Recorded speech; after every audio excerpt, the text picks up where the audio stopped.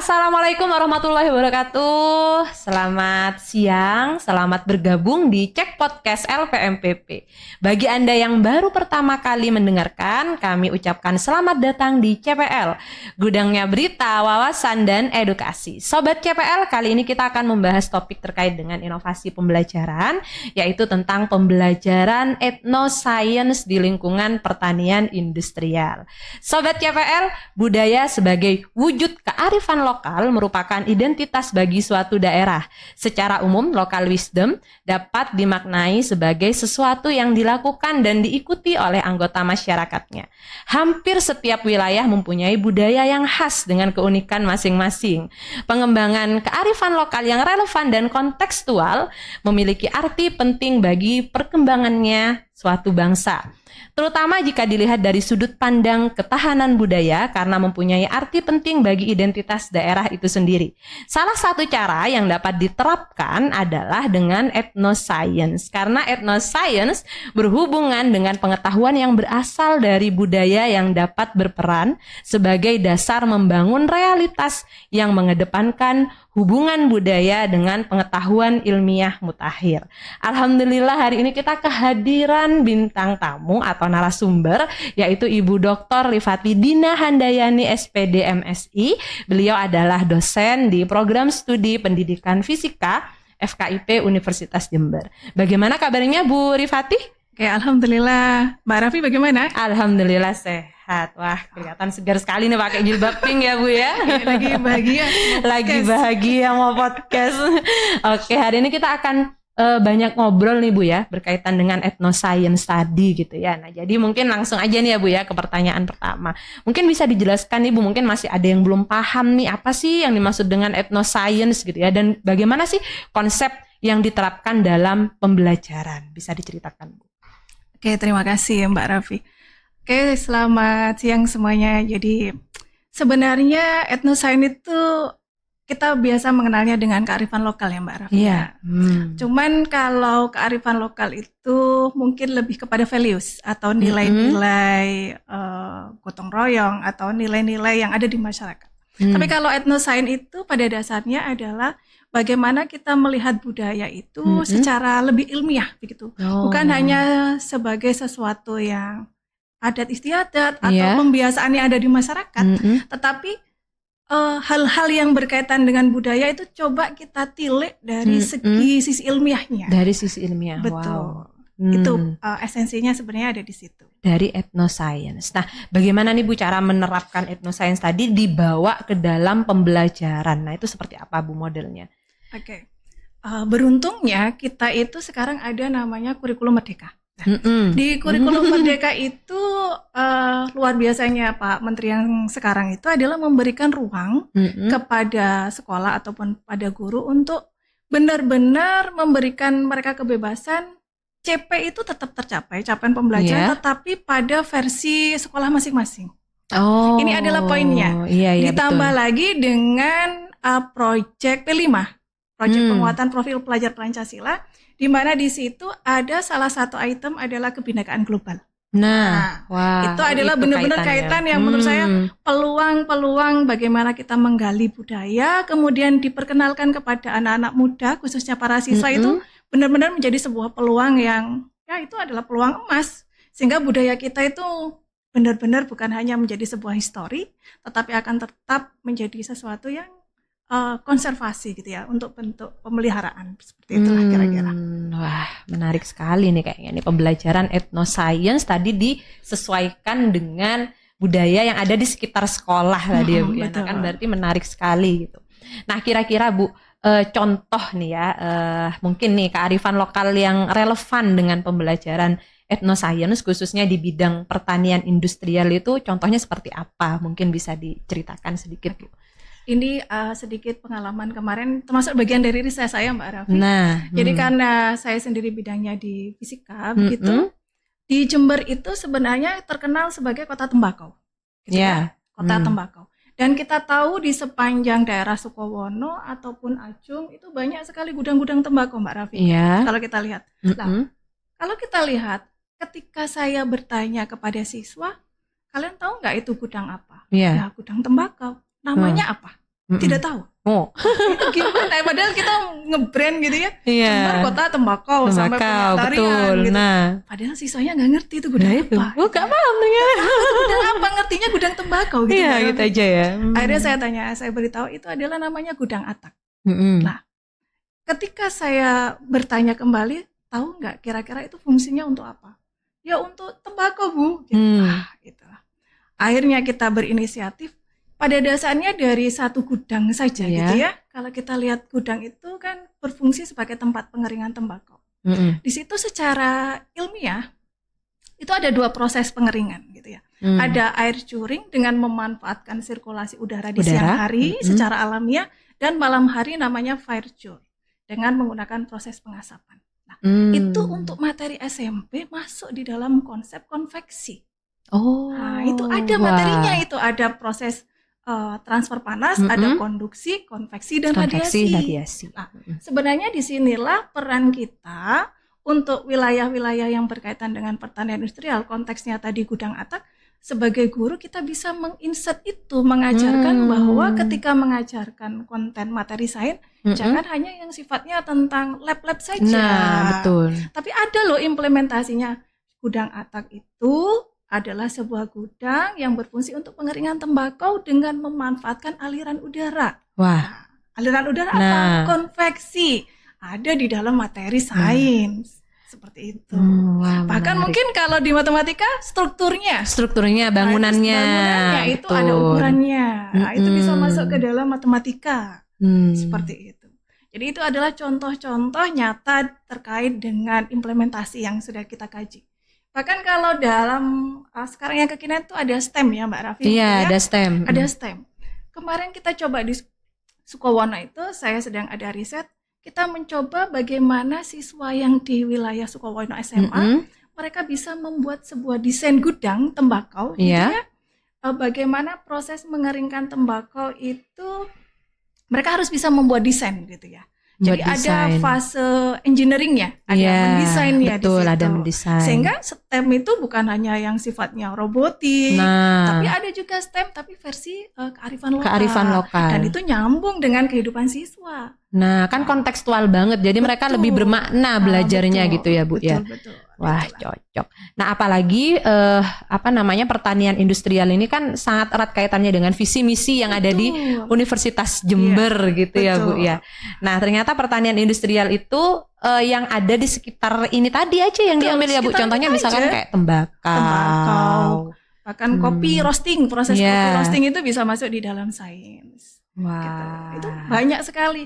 Hanya saja terkadang untuk menggali informasi sains apa atau sisi ilmiah apa memang membutuhkan sedikit waktu lah ya, kita harus menelisik ke lapangan sehingga mendapatkan nanti koherensi dengan apa yang ada di dalam kurikulum. Itu memang agak sedikit, tapi saya rasa guru-guru itu bisa Mbak Raffi tentang itu semua. Bisa lah menurut bisa saya. Ya, mereka pasti tahu ya mana sih yang ini berkaitan dengan etnoscience kemudian dikaitkan dengan kurikulumnya tadi gitu ya. Betul. Nah, itu ternyata bisa kok gitu ya. Bisa. Membawa kearifan lokal itu tadi dalam proses pembelajaran. Nah, kira-kira tantangannya nih apa nih Bu yang bisa biasanya dihadapi gitu ya terkait dengan cara menggabungkan antara etnoscience itu tadi dengan pertanian industrial. Oke, nah ini tadi yang saya sampaikan. Kendalanya adalah yang pertama itu adalah gurunya sendiri, Pak Raffi. Kadang guru kita itu masih sifatnya itu ya mengikuti pendahulu-pendahulunya gitu ya. Pendahulunya seperti apa gitu. Jadi memang kita guru itu harus punya keinginan bagaimana menghubungkan antara pengetahuan lokal gitu dengan sains yang ada di sekolah. Itu memang butuh spend waktu.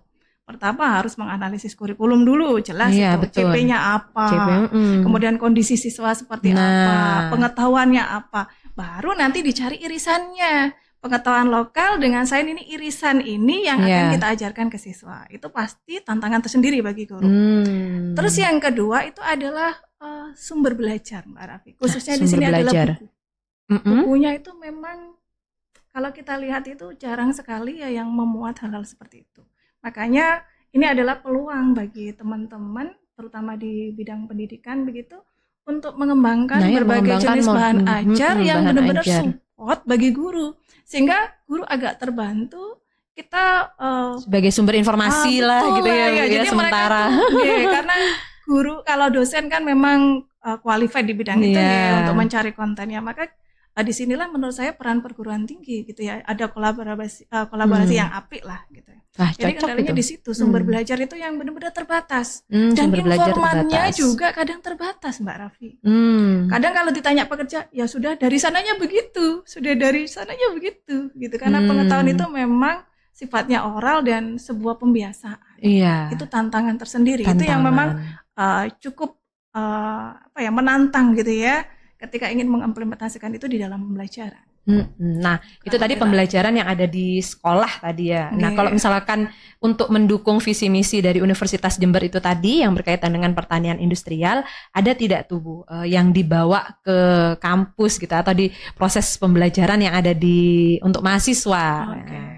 Kalau di kita sendiri, misalkan di prodi saya gitu ya, di prodi saya sendiri itu ada namanya mata kuliah penciri gitu ya, yaitu ada mata kuliah namanya etnofisika dan agrofisika. Agrofisika. Jadi kita benar-benar mengkaji apa hal-hal yang berada di lingkungan kita itu yang berkaitan dengan konteks fisika gitu ya, termasuk proses pengairan, Mbak Raffi. Itu bagaimana debit air. Debit air. Air gitu kan ada di matematika ya. Di kita juga ada kan itu fisika. Ada gitu. Bagaimana debit air itu bisa mengaliri sawah, kemudian ya seperti tadi bagaimana proses sirkulasi udara. Bahkan kemarin itu yang kita coba agak ranah ke musik-musik tradisional, Mbak Raffi. Oh iya. Ada yang berarti terkait dengan gelombang suara ya. Bisa seperti itu juga. Nah, itu masuk di dalam ranah etnofisika. Nah, kalau yang khusus agro itu memang membahas pertanian khusus pertanian. Khusus pertanian gitu yang berkaitan dengan konteks-konteks fisika atau yang generalnya lebih kepada sains. Nah, jadi memang sudah membekali kalau kita di perguruan tinggi, ya mahasiswa itu setidaknya tahulah. Jangan sampai kita itu terbawa modernisasi tapi lupa menjadi jati diri kita itu adalah siapa begitu. Iya, betul. Itu tujuannya di situ. Ya, cocok. Nah, jadi kayak yang tadi aja itu ternyata ada teknologi juga yang diterapkan. Padahal kelihatannya cuma bangunan gedung biasa kayak yang atap itu tadi ya, Bu ya. Jadi kan kalau kita ngelihat, halah yang cuman kayak gitu aja ya dari ini ya, dari bambu bangunannya kan nggak modern banget. Tapi ternyata ada teknologi yang diterapkan di sana, mulai dari yang tadi ada Bu yang namanya yang pada siang hari berarti ada air curi, proses pengerangan dengan memanfaatkan udara. Nah, itu kan teknologi sebenarnya Bu. Betul, itu teknologi. Nah, tanpa orang-orang sadari gitu ya bahwa itu ternyata adalah teknologi yang modern sebenarnya. Cuman belum aja kita menyampaikan itu ke siswa. Dan itu ramah lingkungan loh. Lah ya itu ramah lingkungan.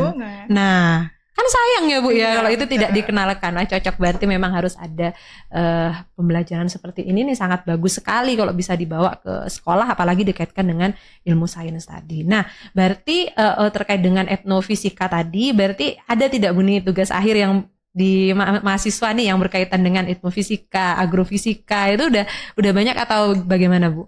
Cukup banyak. Jadi yang kemarin itu gudang atak itu kita sudah sampai. Jadi sistem saya dalam menit itu pertama saya cari kontennya dulu, Mbak Raffi. Cari kontennya. Pertama kemarin itu ada 2 mahasiswa itu mengkaji gudang atak berkaitan dengan gaya-gaya yang bekerja ketika penyusunan strukturnya. Strukturnya itu kan diikat itu. Betul. Gaya yang bekerja apa saja gitu dalam proses kesetimbangan. Karena itu ketika orang membangun gudang itu pasti mereka mempertimbangkan angin. Nah, ya supaya itu. nggak ambruk gitu ya. Maka bagaimana proses kesetimbangan gudang itu bekerja, gaya-gaya apa saja yang bekerja dalam hukum Newton misalkan dalam fisika. Menarik juga ternyata ya Bu ya. Kemudian ada lagi tentang aliran fluidanya. Kita coba ketika udara itu masuk melalui jendela, berapa sih sebenarnya kecepatan udara yang masuk? Suhunya berapa yang ada di dalam? Alirannya seperti apa dan seterusnya. Kita sudah sampai ke situ dan sekarang tahun ini ada kurang lebih beberapa mahasiswa sudah membawa hasil riset kakak tingkatnya tadi yang berupa konten, kita coba formulasikan dalam sebuah modul ajar. Nah, iya itu betul. Kita integrasikan jadi sumber tadi lagi gitu ya. Dengan kekinian itu adalah PJBL, kita ajarkan di daerah Sukowono. Baru kemarin mahasiswanya sudah seminar. Jadi kurang lebih judulnya adalah analisis keterampilan engineering siswa gitu ya. dengan menggunakan steam PJBL pada gudang atak tembakau. Jadi mereka minta mendesain nanti di situ sampai dengan jadi bangunannya. Oh, tapi hanya miniatur saja, Bu? Miniatur. Nanti coba kita kasih kipas angin ambruk atau tidak. Hanya untuk memberikan ilustrasi tentang kesetimbangannya. Seperti itu. Biar mereka setidaknya tahu lah, oh ini juga milik kita loh. Ini ada kaitannya dengan konten yang ada di dalam sains ataupun fisika gitu. Iya. Wah, gimana Bu responnya siswa waktu ini mahasiswa itu membawa tadi itu etnoscience ke kelas, kan diterapkan juga Bu di kelas. Nah, gimana ini siswanya Bu? Kalau sekarang responnya? masih proses. Baru kemarin itu yang mereka sampai sudah seminar, tapi udah seminar hasil, sekarang proses. Tapi kalau dari mahasiswa sendiri ya kaget-kaget kok bisa. Jadi sebelum penelitian saya bilang kamu harus bisa membuat strukturnya dulu gitu ya. Nanti kasih jendela, kemudian kasih kipas angin yang kecil itu loh Mbak. Gimana itu masih alirannya nyoba, gitu betul. kan. Kita bisa bicara tentang aliran fluida nanti di situ. Saya bilang, oh iya Bu, coba dulu, kalau enggak coba enggak bisa. Jangan sampai muridnya bisa mendesain, peneliti enggak bisa. Nah, itulah mahasiswa akhirnya, oh iya Bu, bisa.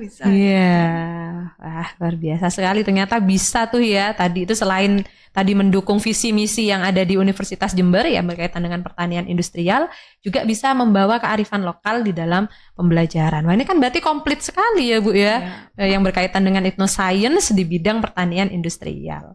Nah, kira-kira nih Bu, apa saja sih keterampilan atau kompetensi yang dapat dikembangkan oleh mahasiswa melalui pembelajaran etnoscience tadi? Apa yang bisa mereka dapat itu? Oke, jadi banyak sekali Mbak Raffi.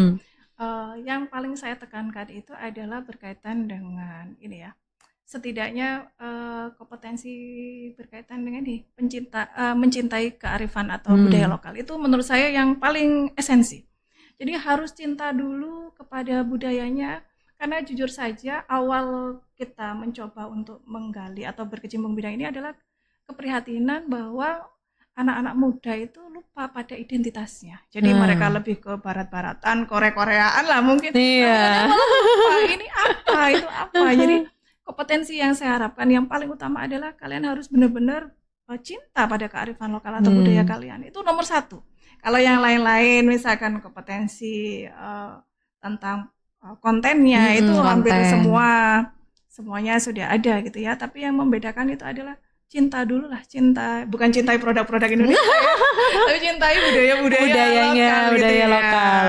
Supaya kita itu menggaung berdasarkan identitas kita. Saya tuh sangat tertarik dengan negara Jepang, Mbak Raffi. Coba kalau kita lihat Jepang itu majunya kurang apa gitu ya. Tapi brandingnya sebagai sebuah negara dengan culture itu luar biasa. Termasuk Cina ataupun Korea. Itu mereka kurang modern apa, tapi branding culture-nya nggak menghilang ya. Gitu. Sedangkan kita sendiri ya harus ikutlah sisi-sisi baiknya harus kita ambil gitu. Nah, itu dari konteks pendidikan lah ranah kita, ranah saya di bagian pendidikan. Ya sedikit-sedikit lah kita coba di situ.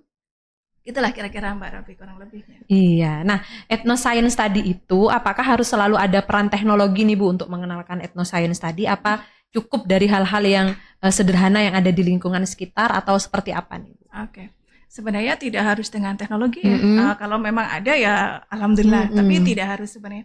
Banyak hal-hal yang terkadang ya tidak berkaitan dengan teknologi gitu ya, yang sederhana-sederhana saja lah. Contohnya yang berkaitan dengan pertanian industrial itu mungkin proses mengeringkan apa itu namanya Pak? Biji kopi yang tradisional itu ya.